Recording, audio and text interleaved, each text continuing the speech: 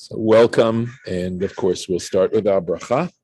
Baruch atah Adonai Eloheinu melech haolam asher kitshanu b'mitzvotav v'tzivanu la'asok b'divrei Torah.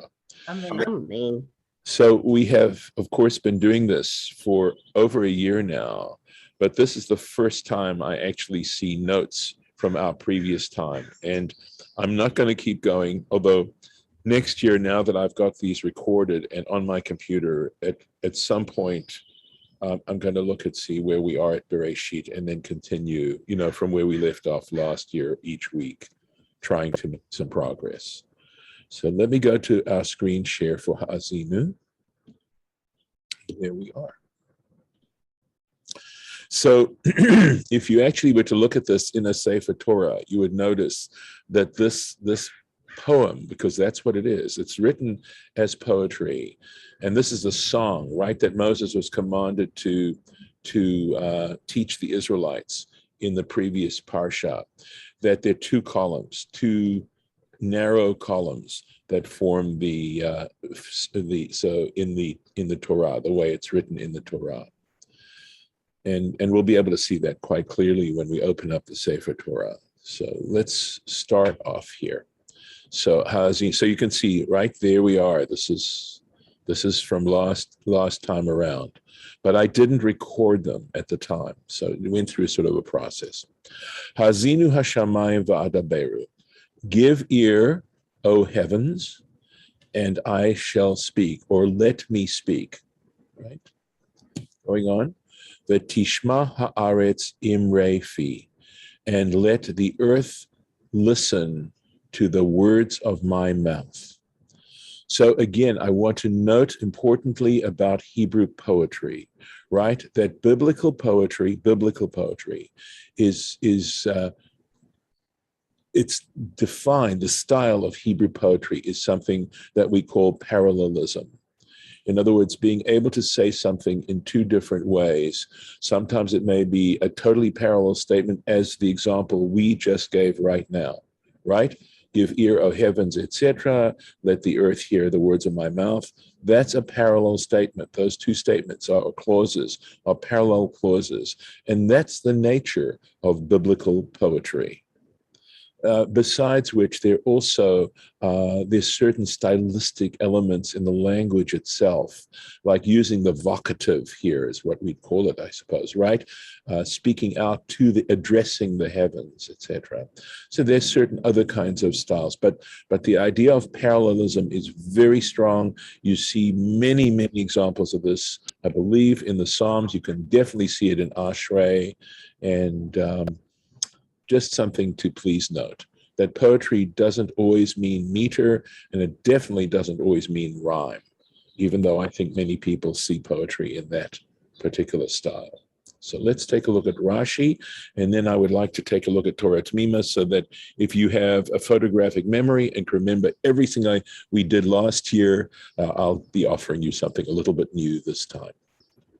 So, Ha'azinu hashamayim, give ear, O heavens. She'ani matre bahem Yisrael, because I am going to ask the heavens and the earth to be witnesses. It's called hatra'ah. I am going to call them to witness against Israel, beYisrael, against Israel. V'atiyu atem edim badavar, and you, that is, the heavens and the earth, shall be witnesses in this matter. Shekach amarti lahem, that this is what I told them, that I told the Israelites, the Jewish people. She'atem tiyu edim, that you shall be the witnesses. V'kein tishma haaretz, and likewise in the statement, listen, O earth. V'lama he'id bahem shamayim ba'aretz. So, okay, let's get back to a more basic question. Why did he choose to call to testify the heavens and the earth? By the way, if someone is not muted, please check and make sure you're muted. I'm hearing some other sounds. Amar Moshe, thank you. Amar Moshe, so this is what Moses was thinking. Ani basar badam, literally, I am flesh and blood. That is a an expression that simply means I'm mortal. I'm mortal. Lemachar ani met, tomorrow I will die. And so im yomru Yisrael, and should the Israelites argue, should they say, Lo kibalnu aleinu habrit, we never accepted the covenant. Mi ba umachasham, who can come and contradict them? Lefichach ha'id bahem, and for this reason he caused to testify, or he called as witnesses, Shamayim va'aretz, the heavens and the earth. This is actually a very beautiful Rashi, right? Shehem kayamim le'olam. This is pretty clear, right? Because they exist, they will stand eternally. And this little extra piece is sort of interesting. For Od, and not only that, but moreover, she'im yisku, that should the Israelites be meritorious, should they do the right thing, yavohu ha'idim, the witnesses should come, vayitnu scharam, and give them their reward. How in what sense? Hagef titen pirya, the vine will give its fruit, v'ha'aretz titen yivula, and the earth will give its produce, v'hashamayim yitnu talam, and the heavens will give their due. That's DEW. The im yitchavu, on the other hand, should they be guilty, right? Should they go ahead and go against the covenant, right? Tihiyeh habahem yad ha'idim tchila. The hand of the witnesses will be against them to begin with.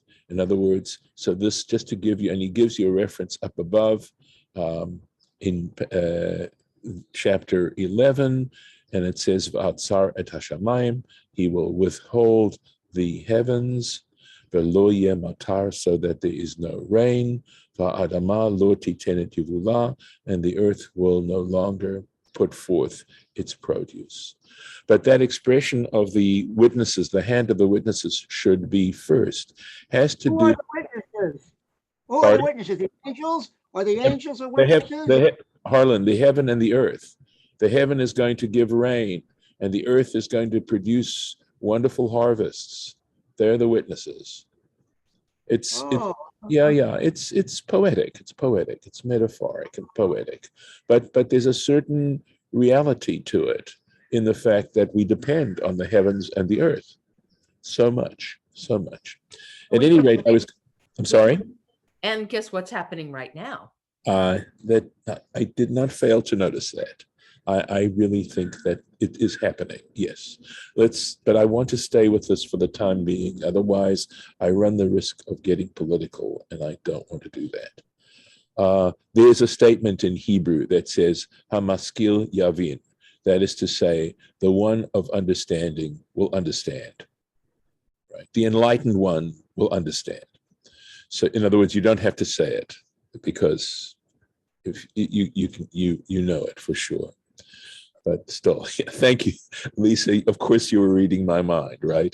Okay, let's go back to the point I wanted to make about this, is that in a capital case, where, for example, just as an example, someone is to be, they determine on the basis of witnesses that this person is guilty of a capital offense.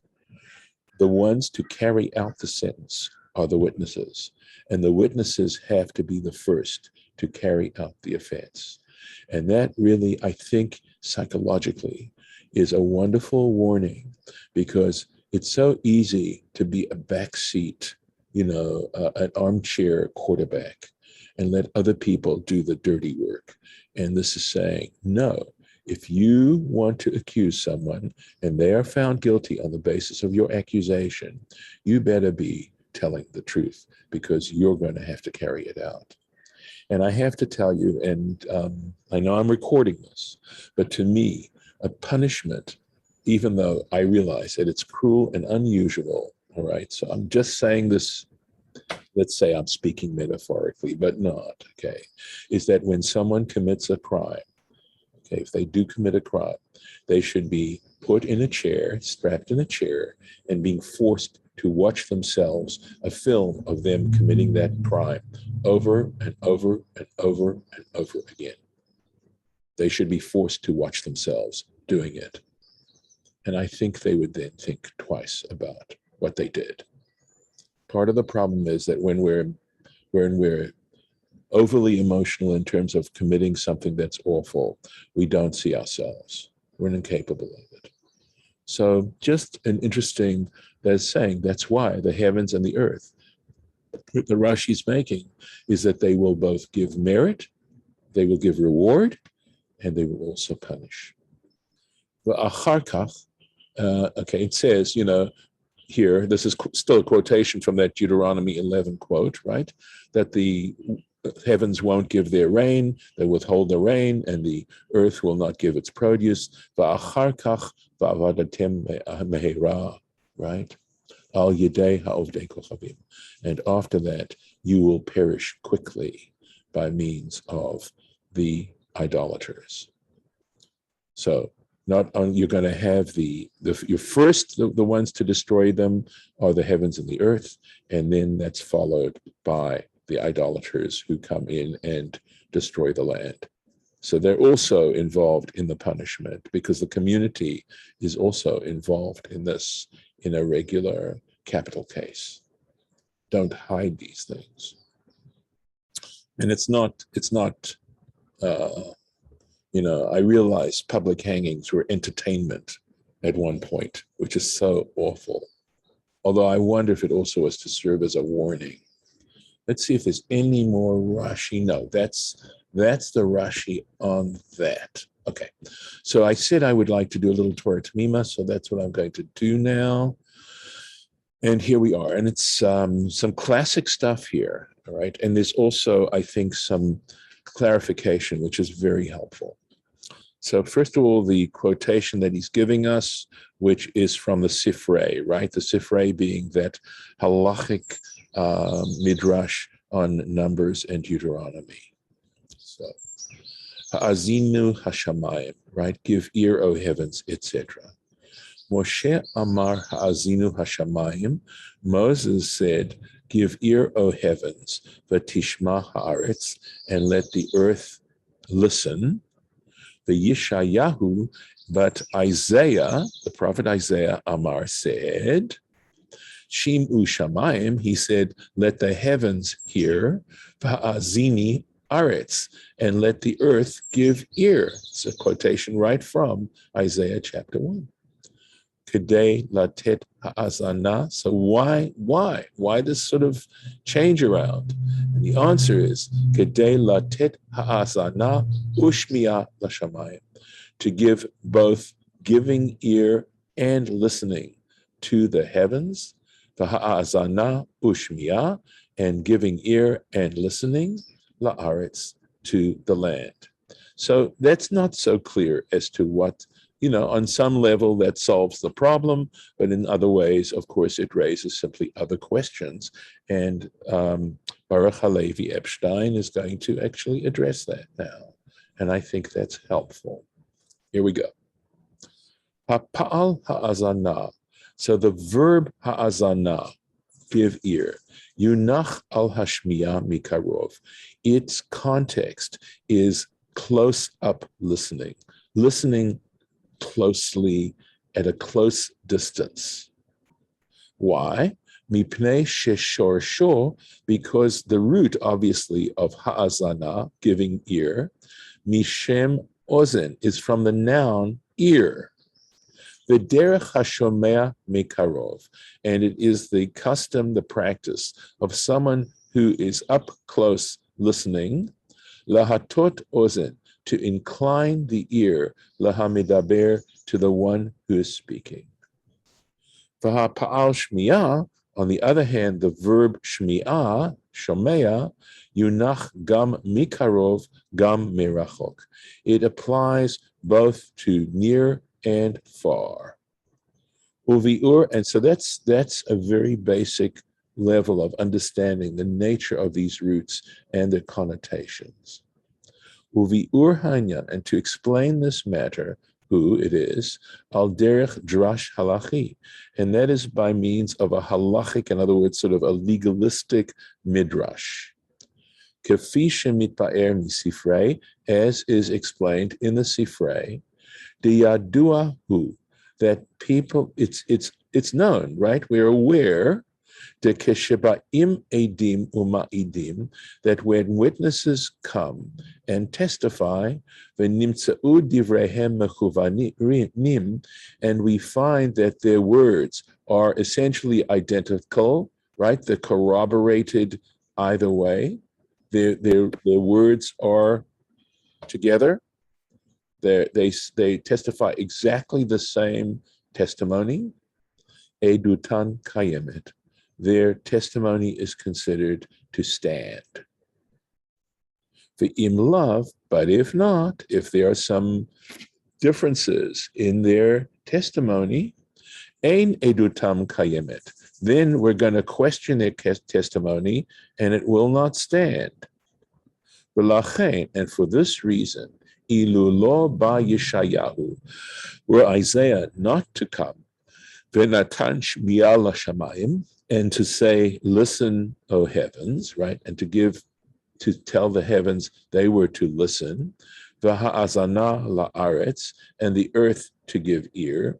Hayu shamayim me'idim, the heavens would have testified, v'omrim, and say, deshekenikra ula'edut, that when they were called to testify, zo b'mei Moshe, this testimony in the days of Moses, she'amar habidoti bachem hayom, because as he says, I call to witness against you today, et hashamayim ve'et haaretz, the heavens and the earth. That's in Parshat Nitzavim, a couple of parshiot ago.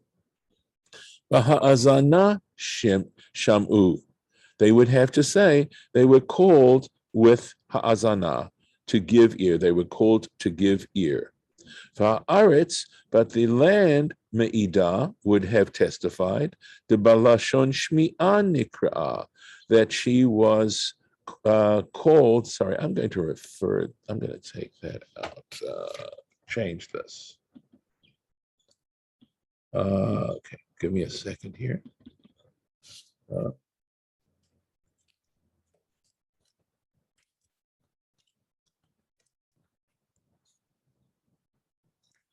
Okay, that she was summoned to listen. She was summoned to listen, not to give ear, but to listen.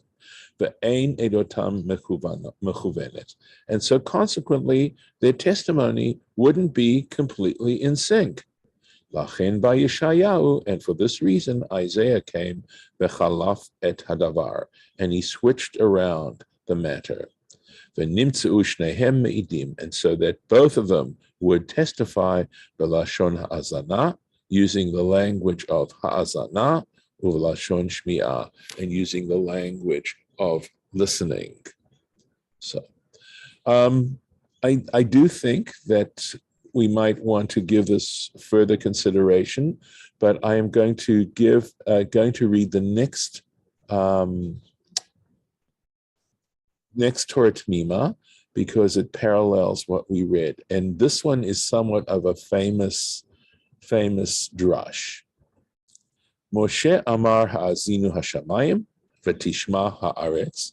So Moses said, give ear, O heavens, and listen, O earth. Yeshayahu amar, and Isaiah said, you're not familiar, of course, with this, shimu shamayim v'hazini aretz. Listen, O heavens, and give ear, O earth. The Shaya Moshe. Why? This is a different take on this. The reason is Shahaya Moshe karov lashamayim v'rachok ma'aretz, because Moses was close to the heavens and distant from the earth.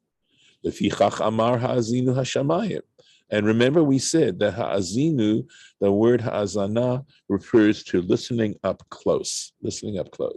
That's why he called on the earth, on the heavens, to listen, to give ear, v'tishma ha'aretz, and that the earth should hear. Because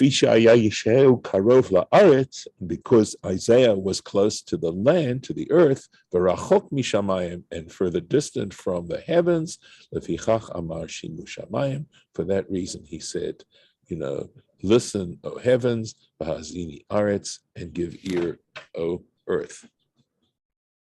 And just a very quick, very short Torah Temimah here. Moshe katavnu, and this fits perfectly with what we wrote bereish ot mi hakodem, at the beginning of the previous note. Ki hapal hazana, that the verb hazana lahazin yunach al hashomea mikarov, that refers to someone who's listening up close. Shedarcho lahatot ozen lamedaber lo, because it is the custom of such a person to incline his ear to the one who's speaking to him. Mishay nochen, which would not apply hapa'al shmi'ah, to the verb shmi'ah, yunach gam al shomea merachok mekarov, because that applies to both near and far. So, can I pause a moment and hear if you have anything to say? Any thoughts? The only thing I can say. Okay.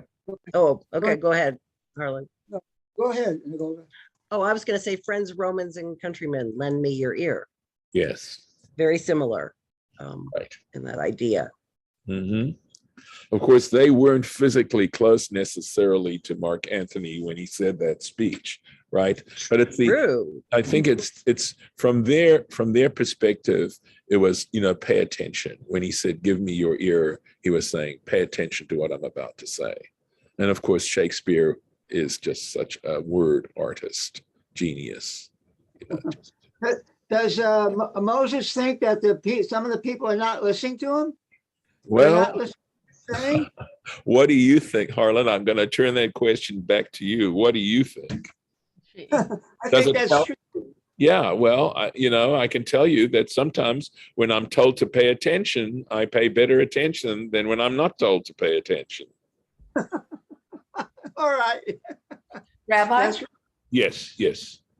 I was thinking that when you were talking about, I had never thought of this before. You were talking about the one who commits the crime. Yes. To witness the crime over and over again. Right. That's brilliant. What's controversial about that? Well, it's unusual. It's unusual. Okay.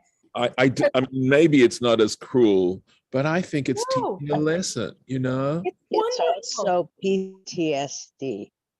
Say that again. Sorry, Judith. Go ahead. Judith, go ahead. Victims of crimes. Yes. And victims of horror. Yes. Replay it over and over. I know. They're the ones who do. It's going to the wrong person, right? Yeah. Well, I'm sure there's a percentage of perpetrators and criminals who that would be, helpful for, but there's also people who have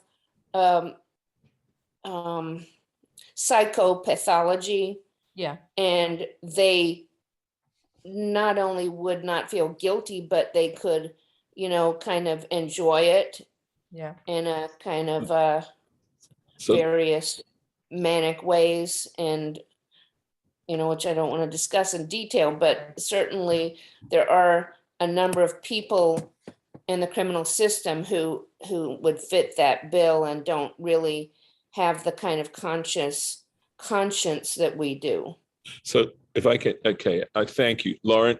Clearly, that's a possibility. I do think of I don't know if it's in Ecclesiastes, a Hebrew proverb, another proverb that my mother taught me on her knee, right? Echol dvash dayeka valo takieka, which means eat just enough honey, otherwise you're going to vomit. So the way I think the way it works, okay, and it would be interesting if it were appropriate to experiment, right? Even on the ones that you're suggesting, because I know that I think for most human beings, if not for all human beings, there are things that we enjoy the first or second time. But if they are repeated and repeated and repeated and repeated and repeated, we start to dislike them. And I think that's natural. Believe me, I'm not trying to. Cereal. criminals. Okay, but they're not watching This themselves. reminds me of Clockwork Orange as well, by the way. Lauren, the difference is that they're watching it. They're not actually engaged in it. They're having to take, again, I would be up to experimentation, right? And the experimentation would tell us to what degree the theory has any validity to it whatsoever. I was just playing around in my mind based on my knowledge of human nature. They are not But I'm perpetrating it. suggesting that that human nature is eclectic, I can't disagree with you. and you Just can't say- use, I say, yeah. can I say cookie cutter something? solutions. Can I say- Go ahead, please. Thank you. It's really hard to get in there. Sorry. No, that's okay. It always is. Well, I agree. Yeah. So what you got to take into mind is what you both said, that there are the people that do have a conscience, and they would understand the severity of their crime. And then there are the people with psychological pathology, like you said, Lauren, that absolutely have the inability to have compassion or empathy or guilt. So they do not have that wired in their brain, period. And the way their brain is wired is to, like you said, Lauren, create enjoyment, seeing it over and over again, because that's where their pathology is. So I understand both sides. I just thought it was very interesting, Rabbi, when you said that, and how it actually would affect the criminal with a conscience. So that clarification to me is very important also, that people can be trained, but people that have a psychosis, many of those diagnoses cannot be retrained. And those are proven facts. So Lauren, yes, I totally get what you were saying. And Rabbi, I totally get what you were saying too. You're trying to be rabbinic, Lisa. Okay, so again, I think, basically you're strapped in this chair and you have to watch this repetitive loop again and again and again and again and again and again. So in the course of 12 hours or 8 hours, right? And if you start to fall asleep, you're given a prod so that you wake up. Let's be honest about it. I just said I would want to experiment. I don't think, look, first of all, this is unusual. There's a level of cruelty to it. And that's why I'm not actually suggesting it. I'm just playing around with it. Yeah, I was thinking cruel and unusual punishment at that point, but only for the people who have a conscience. Yes. And yeah. It would be interesting to see, I think. It would be. Bye, Judith. I'll never forget when at my store, a little boy came in with his mother, and she kept beating on him, and he kept laughing. And she said, "You're doing the wrong thing." He says, "Oh, ha, ha, ha, who cares?" And he kept laughing, and she kept beating him. And I said, "Oh my God, should I call the police? She's killing that boy." And he kept laughing. Yep. He just loves to do the wrong thing. But when his mother says, he does the opposite.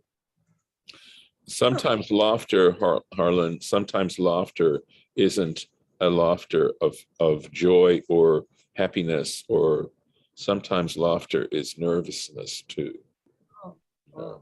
Laughter is a complicated thing. It can also be a symptom of being. Of course, that's right. And of anxiety. Their responses in front of their abuser. Right. I know. It's still different when you're not actually doing the thing and you're having to watch it. Okay.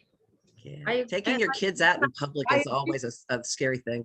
Oh yeah, of I course. agree with you, Rabbi. And yeah.